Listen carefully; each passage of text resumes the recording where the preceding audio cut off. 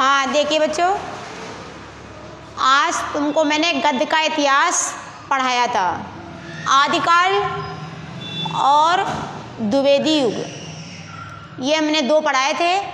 ये first copy में लिखना है, सेकेंड कॉपी में गद्य काव्य का चलेगा और फर्स्ट कॉपी में गद्य साहित्य का इतिहास चलेगा। तो देखिए इसमें मैंने 2 करवा दिए थे। तीसरा है छायावादी युग, इसको शुक्ल युग भी कहते हैं। ये सन 1919 से लेकर 1938 ईस्वी तक चला। कब से कब तक चला?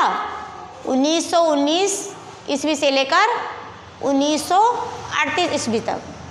इस युग में देखिए आचार्य रामचंद्र शुक्ल के महत्वपूर्ण योगदान के कारण इसे शुक्ल युग भी कहा जाता है। इसको शुक्ल युग, ये लिखा है देखिए शुक्ल युग। छायावादी को शुक्ल युग क्यों कहा जाता है?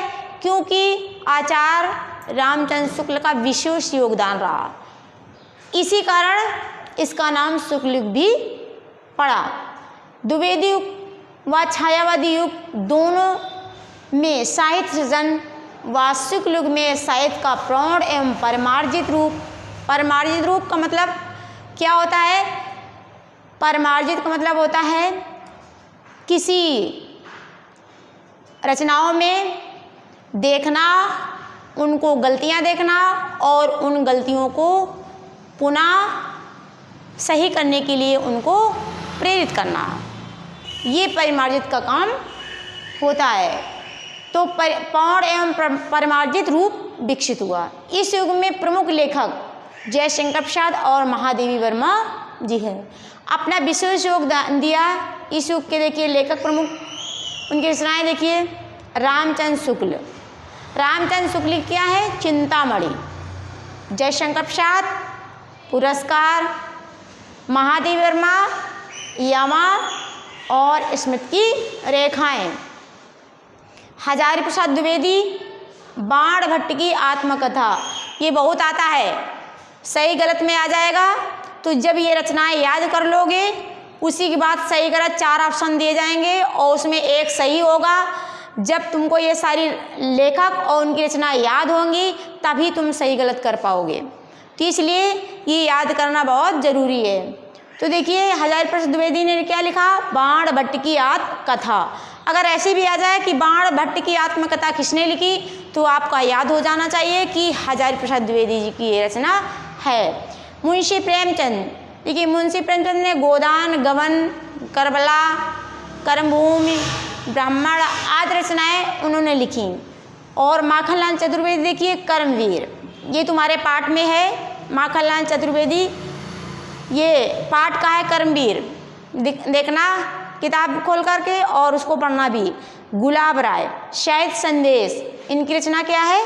साहित्य संदेश। आगे देखिए हिंदी गद्य की प्रमुख विधाएं।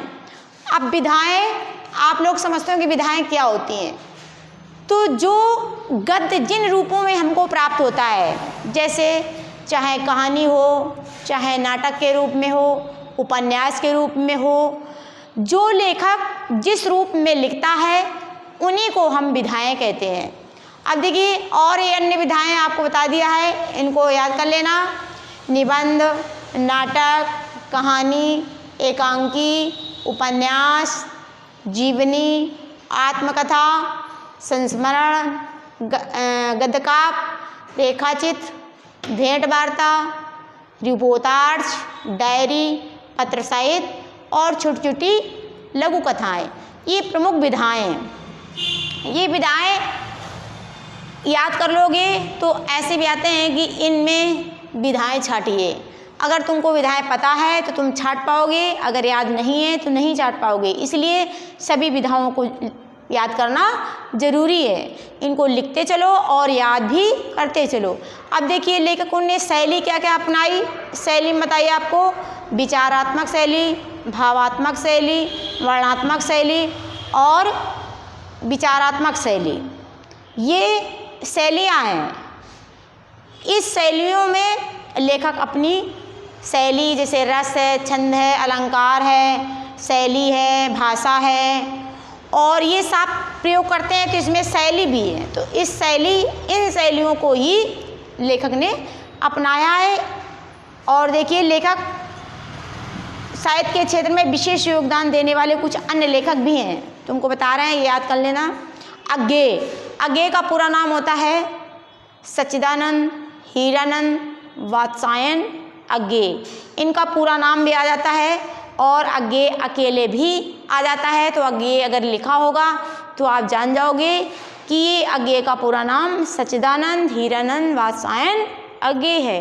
डॉक्टर नगेंद्र, निर्मल वर्मा, प्रभाकर मचवी, शिव प्रसाद गुप्त, काका कालेकर और सत्यदेव परिव्राजक आदि ये हिंदी साहित्य में कुछ विशेष योगदान देने वाले लेखक हैं। इसलिए मैंने बता दिया। अब तुम्हारा हिंदी गद्य का इतिहास खत्म हो गया है और आगे कल पार्ट 1 शुरू होगा। पार्ट 1 से गद्य का पढ़ाएंगे। उनकी लेखक और रचनाएं और जीवन परिचय सब कुछ याद करते चलो और लिखते चलो।